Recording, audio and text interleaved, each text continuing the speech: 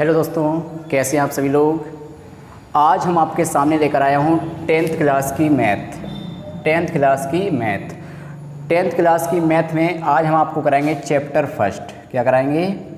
Chapter first. और वो भी चैप्टर फर्स्ट में फर्स्ट एक्सरसाइज कराऊंगा। चैप्टर फर्स्ट हाई स्कूल का है वास्तविक संख्याएं। क्या है? वास्तविक संख्याएं। ये पहला चैप्टर है। इस टाइप से आपके सिलेबस में 15 चैप्टर हैं। कितने हैं? 15, जो प्रायिकता पर फिनिश होती है, यानी कि वास्तविक संख्याओं से स्टार्ट होगा और प्रायिकता पर फिनिश होगा, यानी 15 चैप्टर हैं। आपके 15 चैप्टरों की तैयारी बाकायदा एक एक टॉपिक समझा कर की जाएगी। मेरा कार्य आपको रटाना नहीं होगा, एक एक टॉपिक को समझाना होगा।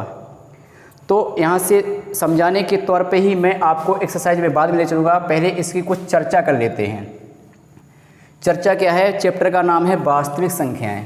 तो हम पहले जानते हैं संख्याएं होती क्या हैं। संख्याएं, जो संख्याएं होती हैं वो दो प्रकार की होती हैं। कितनी होती हैं? दो प्रकार की।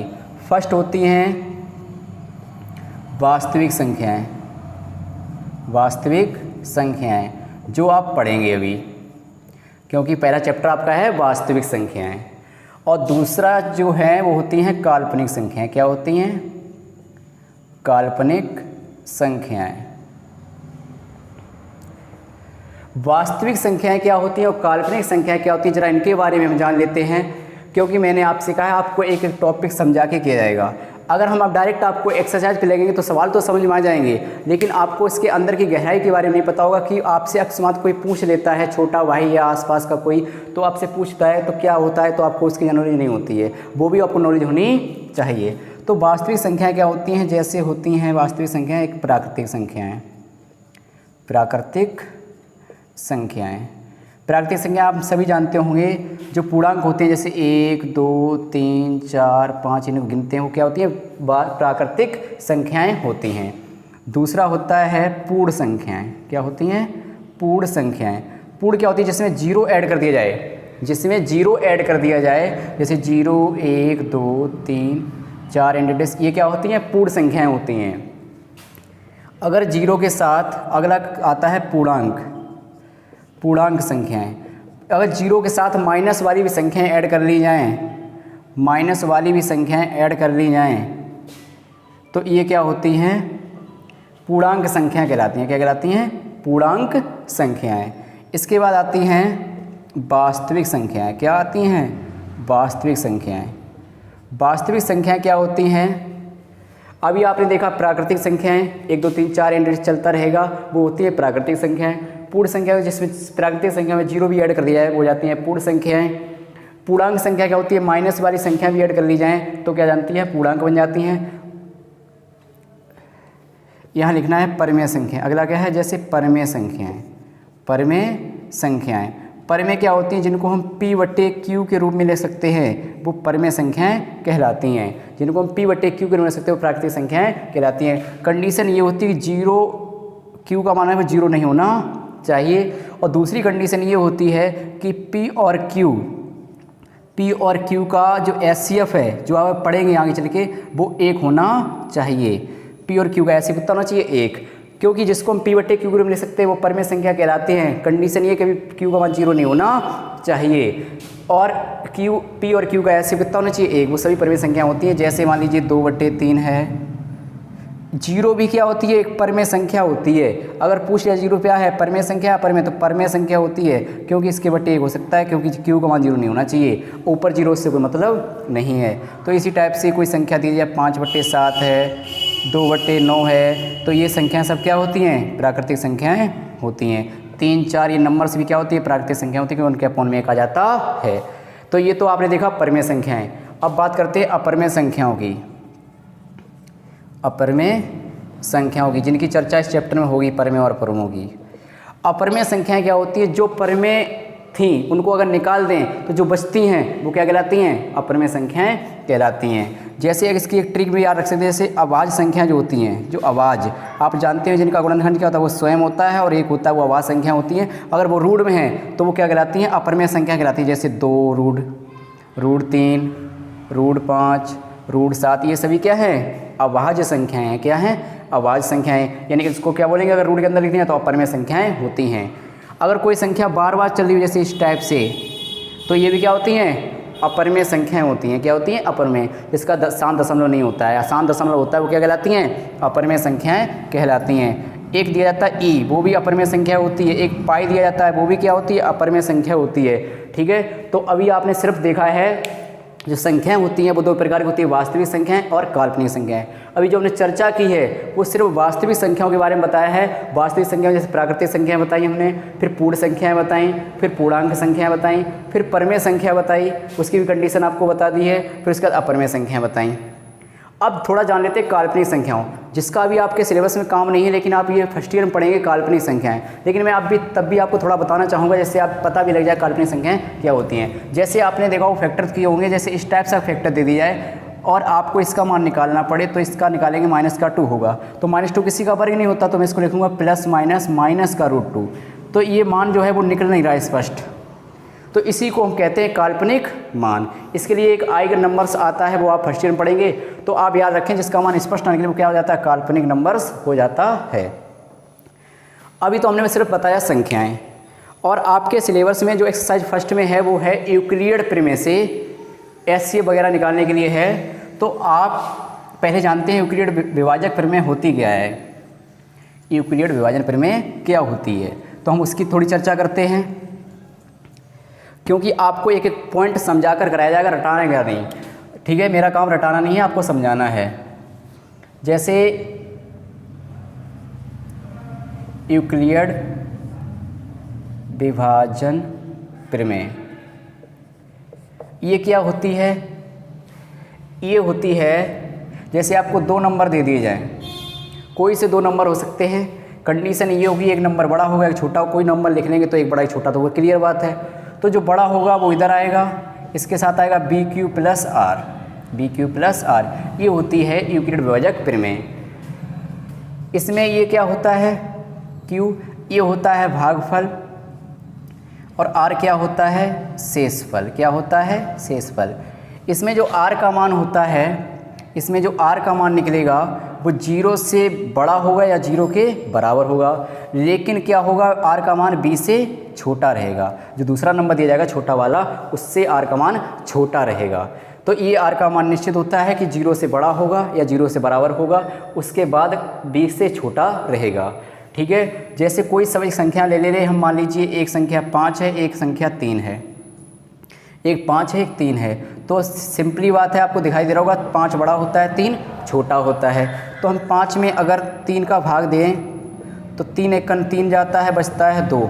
इसका मीन्स क्या हुआ? बड़ी संख्या इधर आएगी, फिर छोटी संख्या कितनी थी? 3 थी, फिर जो क्यू क्या है? भागफल, भागफल कितना? 1, और बाद में आएगा शेषफल। तो क्या होगा? 3 एकड़, अगर ये बन गई इसकी यूक्लिड प्रमेय की विभाजक प्रमेय। जैसे आप देख सकते हैं कि जो R का मान निकला है, जो R का मान निकला है वो 0 से बड़ा है और B से, यानी जो 3 था उससे छोटा है। क्लियर है? लेकिन इसको बराबर का तो संतुष्ट भी करेगा, 3 एकन 3, 3 2 कितना हो जाएगा? 5 हो जाएगा। तो इस टाइप से हमें ये होती है। फिर ये दी किसने थी? एल्गोरिथम थे, उन्होंने दी थी। एल्गोरिथम ने क्या बताया था? एल्गोरिथम कोई हार्ड चीज़ नहीं है। एल्गोरिथम क्या था? जैसे किसी कार्य को हम क्रम से करें, किसी कार्य को हम क्रम से करें, वही एल्गोरिथम होता है। जैसे अभी सवाल आएंगे, सवाल में हम करेंगे पहले भाग करेंगे, फिर उसके बाद आगे चलेंगे, देखेंगे कि शेष पर 0 हो रहा है या नहीं हो रहा है, वो भी आपको आगे समझाएंगे। लेकिन एल्गोरिथम पहले समझ रहे हैं एल्गोरिथम होता क्या है। जैसे किसी कार्य को स्टेप बाय स्टेप करें, वही एल्गोरिथम होता है। जैसे अधिकतर बच्चे हाई स्कूल में आते ही बाइक सीख जाते हैं, तो बाइक्स चलाने के लिए पहले क्या हो जाती है? पहले आपको चाबी देखनी होती है, चाबी लगाते हैं, फिर क्लच दबाते हैं, फिर सेल्फ दबाते हैं, उसके बाद गियर डालते हैं, फिर एक्सीलेटर देते हैं, तो गाड़ी आगे बढ़ना स्टार्ट हो जाती है। वही करना है, स्टेप बाय स्टेप कार्य करना है, और आपका एल्गोरिथम से यूक्लिड विभाजक निकलेगा। तो आपका समय ना बर्बाद करते हुए मैं आपको ले चलता हूँ एक्सरसाइज फर्स्ट पर। अभी तक आपने सिर्फ संख्याओं के बारे में जाना और यूक्लिड विभाजक प्रमेय से जाना, जिससे आपको सवाल करने होंगे, क्योंकि इसी प्रमेय से आपको सवाल लगाने होंगे। अब हम पहुँचते हैं सवाल पे।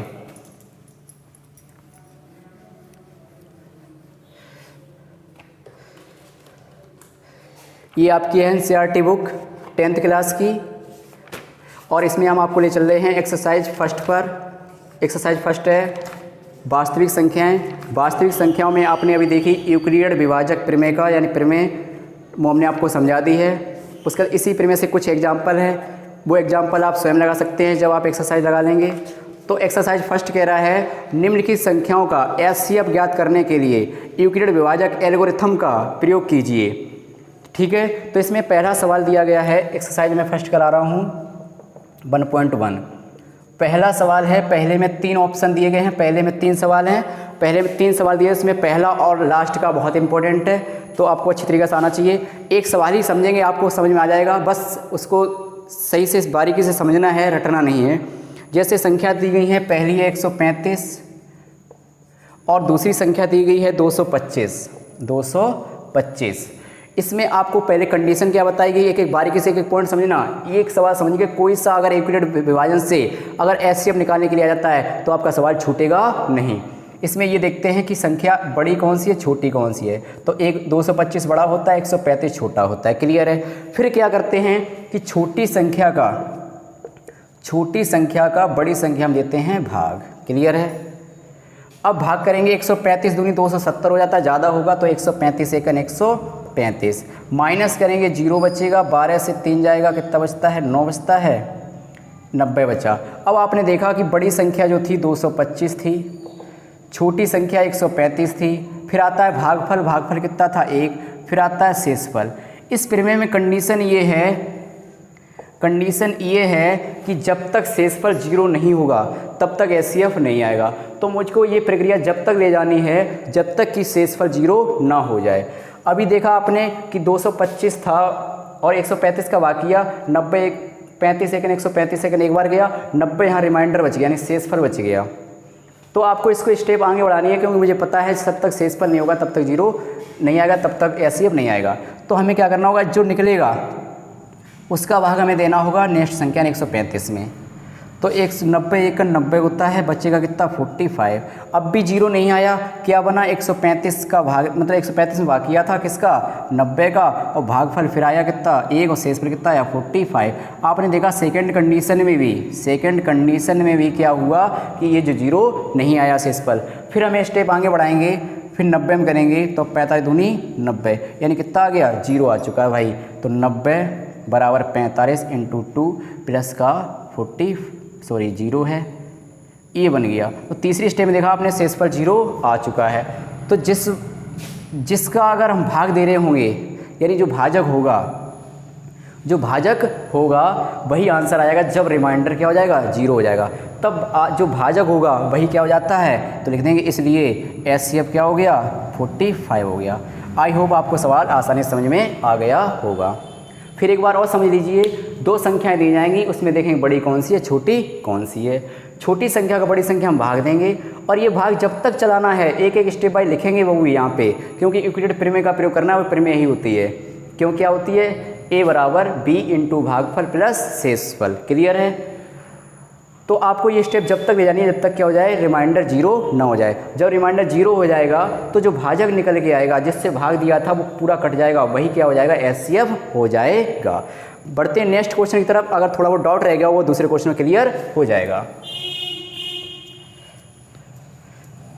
अगर बारीकी से एक एक टॉपिक एक एक सवाल समझने के लिए आप यहाँ पर आए हैं तो पूरा वीडियो देखिए और मेरे चैनल को सब्सक्राइब भी कीजिएगा। जिसने बच्चे ने नहीं किया है आपको यहाँ पर पूरी मैथ की तैयारी कराई जाएगी।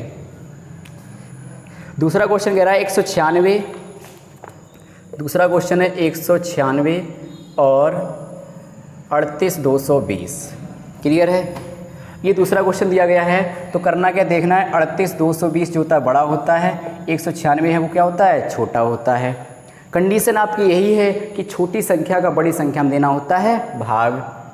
तो छोटी संख्या का बड़ी संख्या में जैसे ही हम भाग करेंगे तो 138, 19 दूनी 38 ज़्यादा हो जाएगा तो 138 एकन 138, माइनस करेंगे तो 12 सिंपली जैसे भाग करते थे वैसे ही करना है, कोई नया नहीं है।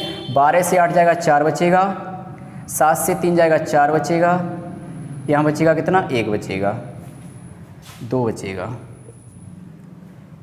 लेकिन यहाँ 138 कैसे लिख गया, 196 एकन 196, 12 से 6 जाएगा 6 बचेगा, 17 से 9 जाएगा 8 बचेगा, यहाँ 1 बचेगा। नेक्स्ट संख्या 2 है, 2 उतार लीजिए क्योंकि भाग पूरा नहीं हुआ है। 19 का करेंगे, 19 निम्मा 181 होता है, 19 निम्मा 171, 9 बार चला जाएगा। नछंग 54 होता है, 5 हासिल, 9 ने 81, 81 5 86 होता है, 8 हासिल, 9 1 9 8 17 होता है। फिर माइनस करेंगे, 12 से 4 जाएगा 8 बचेगा, 15 से 6 जाएगा 9 बचेगा, इतनी बचेगा। आगे 0 है वो भी उतार लीजिए। अब कितने बार जाएगा, 19 पन्ना 95 होते हैं, 5 बार जाएगा, 5 छक्का 30, 19 पन्ना 95, 3 98, पूरा पूरा कट गया। ये फर्स्ट स्टेप में ही रिमाइंडर 0 आ गया। कैसे आया, जैसे आपने 38 220 बड़ी संख्या थी, छोटी संख्या 196 थी और भागफल कितना आया 195 और शेषफल आ गया पहले ही नंबर 0। तो मैंने कहा था जिस भाजक से पूरा पूरा कट जाए वही होता है SCF, वही होता है SCF। ये हो गया क्लियर। बढ़ते हैं अगले क्वेश्चन की तरफ। आई होप आपको सवाल बहुत आसानी से समझ में आ रहे होंगे। अगर समझ में आ रहे हैं तो कमेंट करके ज़रूर बताएं। तीसरा क्वेश्चन कह रहा है 867 255। तीसरा है 867 और 255। तो इसमें आप देख सकते हैं 867 बड़ा होता है किससे, 255 से। क्लियर है। अब हमें क्या करना है, 867 में 255 का भाग करना है। कितने का करना है, 255 का। तो भाग करेंगे, 25 तियाँ 75, 3 बार चला जाएगा, 3 5 15, 3 5 15 और 1 16, 3 दूनी 6 और 1 7। माइनस करेंगे, यहाँ 2 बचेगा, यहाँ 0 बचेगा, यहाँ 1 बचेगा। अब हमें करना होगा 200, लेकिन यहाँ पे फर्स्ट स्टेप में 0 नहीं आया।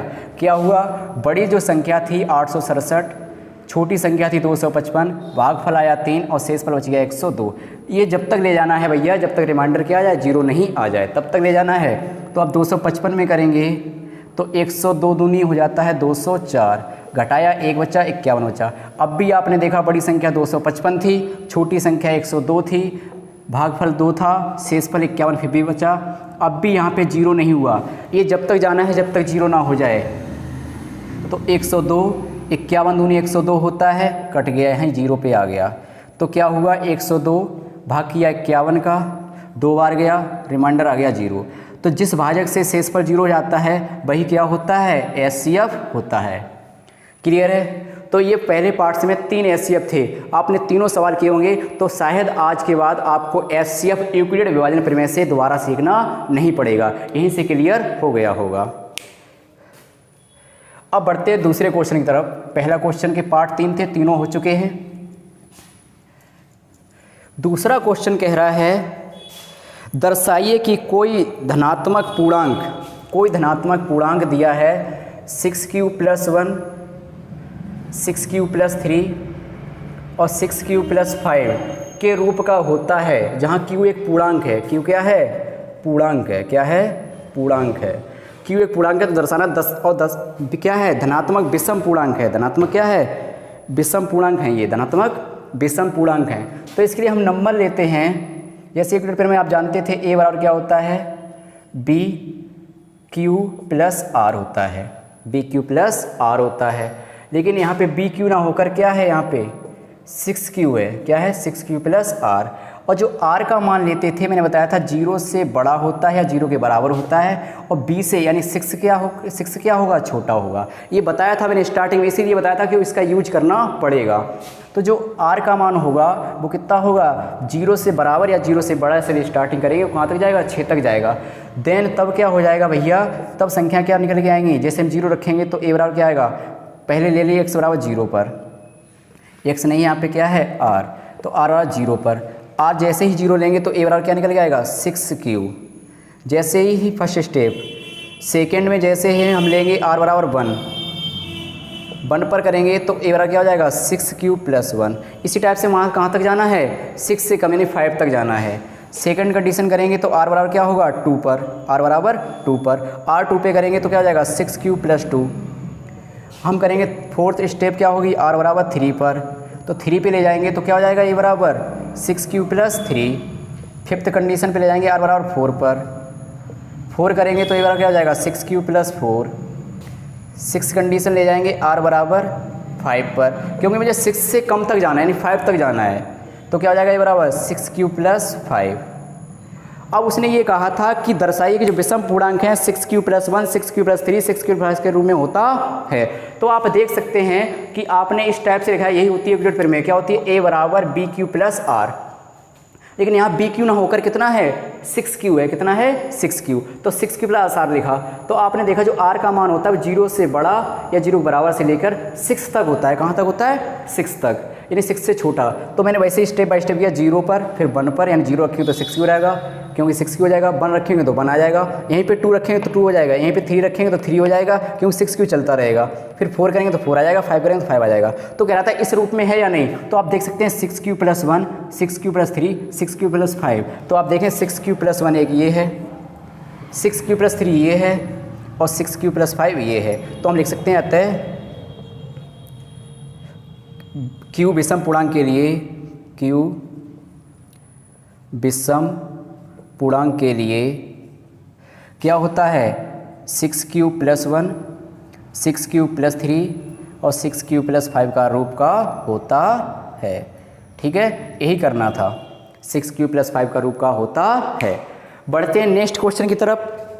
आई होप आपको सारे अच्छे तरीके से समझ में आ गया होगा। कुछ भी नहीं करना था, सिर्फ ये प्रमेय होती है a बराबर bq + r। आपको वहाँ b की जगह 6 दिया तो 6q + r कर दिया। जो r का मान होगा 6 से छोटा रहेगा, तो वही स्टेप बाय स्टेप किया। फिर आपने देख लिया 6q + 1, 6q + 3, 6q + 5 के रूप में दिया गया, तो वही लिख दिया है कि ये विषम पूर्णांक के रूप में 6q + 1, 6q + 3 और 6q + 5 के रूप का होता है। बढ़ते हैं तीसरे क्वेश्चन की तरफ। आपको यहाँ संपूर्ण मैथ की जानकारी फुल कॉन्सेप्ट के साथ दी जाएगी। मेरा मकसद बच्चों को रटाना नहीं है, एक एक टॉपिक समझाना है। नेक्स्ट कह रहा है तीसरा क्वेश्चन, कह रहा है किसी परेड में 616 सदस्यों वाली एक सेना की टुकड़ी को 32 सदस्यों वाली एक आर्मी के बैंड के पीछे मार्च करना है। दोनों समूह को समान संख्या वाले स्तंभों में मार्च करना है। उन स्तंभों की अधिकतम संख्या क्या है जिसमें वे मार्च कर सकते हैं। तो इसको मुझे यूक्लिड प्रमेय से ही करना है। दो संख्या दी है, एक 616 एक दिया 32, एक 616 और एक 200 सिर्फ 32 है। तो इसमें देखिए 616 क्या है, छोटा है, 32 क्या है, 616 बड़ा है, 32 क्या है, छोटा है। तो आपको 32 का ही भाग करना होगा किसमें, 616 में। तो 32 एकन 32, 32 दूनी होता है 64, तो 32 एकन 32, कितना बचेगा, 11 से 2 जाएगा 9 बचेगा, 5 से 3 जाएगा 2 बच जाएगा, 6 उतार लीजिए, 3 नेम 27 9 बार चला जाएगा, 9 दूनी 18, 9 3 27 और 1 28, कितना बचेगा, 16 से 8 गया 8 बचेगा। अब आपको क्या करना है, देखा आपने 616 था, 32 का भाग दिया, 19 बार गया, लेकिन रिमाइंडर 8 बच गया, जीरो तो नहीं आया, जीरो नहीं आया है। फिर क्या करते हैं, जिससे जीरो नहीं आता उसका भाग दिया था नेक्स्ट क्वेश्चन संख्या में, तो 8 चौक 32 पूरा पूरा कट गया, यानी बड़ी संख्या 32 थी, छोटी संख्या 8 थी, भाग गया 4 पर, यानी भागफल 4 था और शेष पर जीरो आ चुका है। तो जिससे भाग जाता है, यानी भाजक जो होता है वही क्या हो जाता है, एचसीएफ हो जाता है। एचसीएफ कितना या 8, यहाँ लिख सकते हैं अतः अधिकतम संख्या, अधिकतम या सैनिकों की संख्या, सैनिकों की संख्या कितनी निकल के आ गई, 8 निकल के आ गई है। ठीक है, तो आपको दो संख्या दी थी, अधिकतम संख्या पूछता तो हमेशा एचसीएफ ही होता है, न्यूनतम संख्या पूछता तो हमेशा एलसीएम होता है। बढ़ते हैं नेक्स्ट क्वेश्चन की तरफ।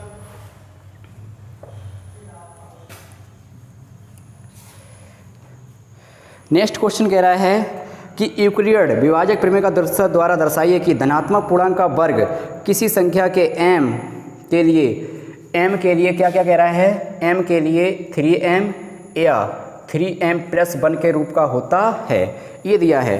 तो कुछ भी नहीं करना है, वैसे ही सेम वही रखना है जो अभी आपको किया था, और इसका वर्ग देखना है, इसके वर्ग के रूप में होता। तो आप लोग संख्या जानते हैं, संख्या क्या होती है, a बराबर bq + r, यही होती है यूक्लिड प्रमेय जो आपको अभी जानकारी दी गई थी। लेकिन इसमें क्या है, यहाँ पे 3 है, तो a बराबर लिख जाएगा 3q, यहाँ m है क्या, 3q + 1, तो 3q + r हो जाएगा। और जो r का मान होता है वो 0 से बराबर या 0 से बड़ा होता है, कहाँ तक रहता है, ये जो b का मान होता है वहाँ तक रहता है, 3 से छोटा रहेगा। तो हम यहाँ संख्या क्या बना सकते हैं, यहाँ संख्या बन जाएंगी 3q + 0, तो यानी 3q ही रहेगा। फिर लिखेंगे 3q प्लस 1 रहेगा, फिर लिखेंगे 3q प्लस 2 रहेगा, इतनी तो हो जाएगा। अब उसने कहा इनका जो वर्ग है वो 3m या 3m प्लस 1 के रूप में है या नहीं है, तो मुझे क्या करना होगा, आपको वर्ग करना होगा। लिखेंगे यदि पहली बार लेंगे 3q, तो हम वर्ग करेंगे, क्यों वर्ग करना है, वर्ग करेंगे तो a² बराबर 9q² हो जाएगा। मुझे रखना है 3m के रूप में, तो इससे हम लेंगे 3 कॉमन लेंगे, बचेगा 3q²। अब इसको है, ये नेचुरल नंबर तो है, तो हम क्या लिख सकते हैं, चूँकि या मान लीजिए माना m बराबर 3q², तो ये हो जाएगा 3m, क्या हो जाएगा 3m हो जाएगा उसका वर्ग। अब उसने कहा नेक्स्ट संख्या 3m प्लस 1 के रूप में है या नहीं है, तो हम नेक्स्ट संख्या का वर्ग करेंगे तथा क्या करेंगे, a बराबर 3q प्लस 1। अब मुझे इसका वर्ग कर दीजिए, तो इसका वर्ग करेंगे तो क्या हो जाएगा, a² बराबर 3q प्लस 1 का होल स्क्वायर। तो ये वर्ग सभी को आता होगा करना, a प्लस b का होल स्क्वायर, तो क्या होता है 9q², 1 का 1 होता है, प्लस का 3 दूनी 6 होता है, यानी 2ab। आप देखिए इन दोनों से 3 कॉमन ले लीजिए, 3 कॉमन जैसे ही लेंगे 3 3 का 9 होता है, 3 दूनी 6 होता है, 1 लिखा हुआ है। जैसे ये नेचुरल नंबर रहेगा तो आपने जैसे इसमें m माना उसी टाइप से यहाँ मान सकते हैं, चूँकि 3q² प्लस का 2q बराबर m, तो ये क्या हो जाएगा 3m प्लस 1 a²। तो आपने देखा दोनों संख्याओं का मैंने वर्ग किया तो उसका 3m और 3m प्लस 1 के रूप में निकल के आ गया। नेक्स्ट अगर संख्या और कहता तो आप इसका भी वर्ग कर देते, तो लिखेंगे अतः q पूर्णांक के लिए इनका वर्ग क्या होता है 3m और 3m प्लस 1 के रूप का होता है। क्या करना होता है एक बार और समझ लीजिए, इस टाइप का सवाल आपको पहले यूक्लिड प्रमेय लिखनी होती है, जो संख्या गुणांक में दी जाती है वही आपको लिखनी होती है। r का मान जो रहेगा वो 0 से बड़ा या 0 के बराबर से लेके जो गुणांक दिया जाएगा वही रहेगा, क्योंकि b से छोटा रहता है। वही नंबर हमने लिखे, जैसे 0 लिखा, फिर 1 लिखा, फिर 2 लिखा, क्योंकि 3 तक तो नहीं जाना, 3 से कम रखना है। फिर उसने वर्ग कहा था, अगर घन कहता तो मैं घन करते, अगर उसने वर्ग कहा है तो नेक्स्ट क्रम बाई क्रम वर्ग करते चलिए। तो मैंने जैसे ही वर्ग किया तो a² 9q², मुझे 3m के रहना था तो मैंने 3 ले लिया कॉमन, जो बचा उसे मान लिया हमने m, तो ये हो गया a² 3m। दूसरा क्या किया, a बराबर 3q प्लस 1, नेक्स्ट संख्या का वर्ग किया, तो नेक्स्ट का वर्ग किया, a प्लस b का फॉर्मूला खोलना पड़ा, a² plus b² plus 2ab। इससे दोनों से मैंने 3 कॉमन लिया, 3 3 का 9 होता है, 3 दूनी 6 होता है, 1 लिखा हुआ है, इसको मैंने m मान लिया, तो देखा आपने 3m प्लस 1 निकल के आ गया। अगर वो और संख्या कहता तो हम नेक्स्ट वाली संख्या का भी वर्ग कर लेते। तो यही से आता है q पूर्णांक के लिए इनका वर्ग क्या होता है 3m और 3m प्लस 1 के रूप में होता है। अब बढ़ते इस एक्सरसाइज का लास्ट क्वेश्चन है 5वां। आपकी 1.1 फिनिश होने वाली है और आपको एक एक सवाल बारीकी से समझा के किया जा रहा है।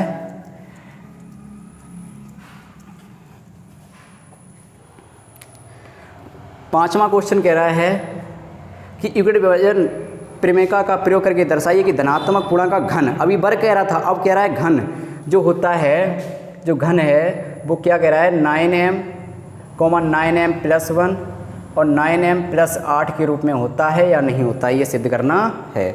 ठीक है, तो सेम वैसे ही लेके चलेंगे हम। पहले संख्या क्या लिखते हैं, a बराबर bq प्लस r, क्लियर है। यहाँ पे गुणांक कितना है 9 है, तो a बराबर क्या हो जाएगा 9q प्लस r, जो r का मान रहता है 0 से बड़ा है 0 के बराबर और 9 से छोटा रहेगा। तो यहाँ से जो संख्या बन के आएंगी वो क्या आएंगी 9q, फिर 9q प्लस 1, फिर 9q प्लस 2, ये चलता रहेगा कहाँ तक 9q प्लस 9 है 8 तक चलता रहेगा, कहाँ तक 8 तक। अब उसने ये कहा है, अभी कह रहा था कि इनके वर्गों का योग उस क्रम में होता था 3m या 3m प्लस 1। अब उसने आपसे ये कहा है कि इनका जो घन होगा वो 9m प्लस 9m प्लस 1 और 9 प्लस m 8 के बराबर होगा या नहीं होगा। तो मुझे इनका क्या करना होगा, क्रम बाई क्रम घन करना होगा। तो हम लिखेंगे यदि a बराबर 9q, तो मुझे क्या करना होगा घन करना होगा मेरे भाई, क्या करना होगा घन। तो aq बराबर 9 का घन होता है 729q। अब इसमें से मुझे 9m रखना है, तो 9 कॉमन लेंगे, बचेगा 81, 9 8 72, 9 1 9 q। अब इसको हम क्या लिख सकते हैं, पूर्णांक के रूप में m लिख सकते हैं। देखें चूँकि m बराबर हो जाएगा 81q, क्यू की घात क्यू, तो ये हो जाएगा 9m। तो आपने देखा पहली संख्या तो क्लियर हो गई, 9m के रूप में आ चुकी है। अब मुझे अगली संख्या का घन करना है। अगली संख्या का जैसे ही घन करेंगे लिखेंगे यदि a बराबर 9q + 1, तो मुझे इसका घन करेंगे तो क्या हो जाएगा AQ, ये हो जाएगा a + b का होल क्यू।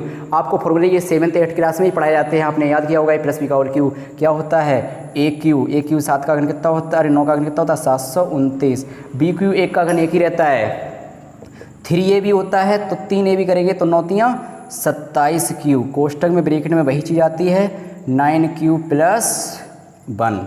हम इनसे सभी से क्या कॉमन ले सकते हैं, 9 कॉमन ले सकते हैं, ये वही बचेगा 81q, यहाँ से 9 तियाँ 27, ब्रैकेट में वही रहेगा 9q + 1 और यहाँ लिखा है 1। अब इस पूरे को हम क्या मान लें, m मान लें, चूँकि m बराबर 81q की घात q, 3q ब्रैकेट में 9q + 1, तो इसको हमने क्या मान लिया, m मान लिया, तो ये हो गया 9m + 1। तो आपने दूसरा देखा, दूसरा भी इसी क्रम में घन रूप में निकल आया है। पहला आ गया 9m के रूप में, दूसरा आ गया 9m + 1 के रूप में। मुझे एक स्टेप और बढ़ाना है भैया, तो एक स्टेप और बढ़ाएंगे तो हम इसका घन करेंगे। किसका करेंगे, इसका। तो लिखेंगे यदि a बराबर 9q + 2 का, तो सेम वही रहेगा, घन करना है तो घन करेंगे। घन करने पर तो AQ बराबर 729 q घात q, 2 का 8 होता है, 9 दूनी 18, 3 54 होता है, और ब्रैकेट में वही आएगा 9q + 2। हम इससे फिर क्या कॉमन ले रहे, 9 कॉमन, तो ये बचेगा 81q घात q, ये बचेगा 9 54 होता है, यहाँ लिखा है 8। अब इस पूरे को हम अगर m मान लें तो क्या हो जाएगा 9m + 8। तो आपने देखा तीसरी स्टेप भी क्या आ गई, यहाँ लिख देना, चूँकि 81q घात q, 6q 9q + 2 बराबर m। तो आपने देखा कि पहले आपको ये यूक्लिड प्रमेय विभाजक प्रमेय का होती है, ये बराबर BQ + R, तो आपको गुणांक 9 था तो 9 दे दिया गया, जो R का मान रहता है वो 9 से छोटा रहता है, वही स्टेप चलेगा डेड करके। उसने कहा था पूर्णतः इनका घन कीजिए, तो 9m + 1 9m + 8 रूप में निकलना चाहिए, तो हमने पहले का घन किया, 9 कॉमन लिया, जो बचा उसे m मान लिया, तो ये हो गया 9m के रूप में। दूसरा था उसका घन किया, a + b का क्यूब खोलना पड़ा, आपने याद किया होगा बचपन में, AQ BQ 3ab ब्रैकेट में +b, फिर 9 कॉमन ले लिया, तो यहाँ बचा 81, यहाँ 9 तियाँ 27 होता है, ये जैसा था वैसे लिखा, 1 ये था वो लिखा हुआ है, क्लियर है। इसको पूरे को हमने m मान लिया, तो क्या बचा 9m + 1। नेक्स्ट हमने देखा तीसरे का घन करना था, क्योंकि 3 बार निकालना था, तीसरे का हमने घन किया 9m + 2 का, तो इसका हमने घन किया, वही सूत्र खोला, AQ BQ 3ab कोष्टक में +b, फिर 9 कॉमन लिया, 81 हुआ, 9 54 होता है, ये जैसा था वैसे ही 8 ये लिखे हुए थे, इसको m मान लिया हमने, तो बचा 9m + 8। आप लिख सकते हैं अतः m पूर्णांक के लिए, अतः m पूर्णांक के लिए इनका घन क्या होता है, 9m + 1 और 9m + 8 के रूप का होता है। ये आपकी एक्सरसाइज हुई 1.1। अब मैं थोड़ा अपना इंट्रोडक्शन दे रहा हूँ इस चैनल के बारे में। आपको इस चैनल पर किसी टाइप की मैथ की कोई प्रॉब्लम होगी वो सारी सॉल्व कराई जाएगी, चाहे आप कंपटीशन लेवल की मैथ हो, चाहे 9th की मैथ हो, या हाई स्कूल की मैथ हो, या 12th की मैथ हो, या फर्स्ट ईयर की मैथ हो। आपको सारी क्लास की 9th से 12th तक की मैथ कराई जाएगी। उसके बाद आपको शॉर्ट ट्रिक से कंपटीशन लेवल की मैथ कराई जा रही है, उसकी प्लेलिस्ट में अलग अलग वीडियो पड़े हुए हैं, देख सकते हैं आप। और किसी भी टाइप की आप किसी भी क्लास के छात्र, चाहे आप कंपटीशन तैयारी कर रहे हों, आप 9th क्लास के स्टूडेंट हों, आप हाई स्कूल क्लास के स्टूडेंट हों, आप फर्स्ट ईयर क्लास के स्टूडेंट हों, आप 12th क्लास के स्टूडेंट हों, तो आपके सभी के लिए ये हमारा चैनल लाभदायक होने वाला है। आपको सारी तरीके की मैथ कराई जाएगी। आपको अगर जो बच्चे कंपटीशन की तैयारी कर रहे हैं तो कंपटीशन में शॉर्ट ट्रिक बताई जाती हैं। अगर किसी को बेसिक सीखना होगा तो आपको 9 से लेकर 12 तक की बेसिक भी मिल जाएगी यहीं इसी चैनल पे। तो मेरे चैनल को सब्सक्राइब कीजिए और मेरा पढ़ाई हुआ आपको कैसा लग रहा है वो कमेंट करके ज़रूर बताइएगा। तो आज के लिए काफ़ी है, नेक्स्ट लेकर आएंगे 10th क्लास की 1.2 और आपको सारी क्लास की वीडियो जल्द ही सारी क्लास की वीडियो मैथ की उपलब्ध कराई जाएंगी। तो आज के लिए काफ़ी है, धन्यवाद, थैंक यू।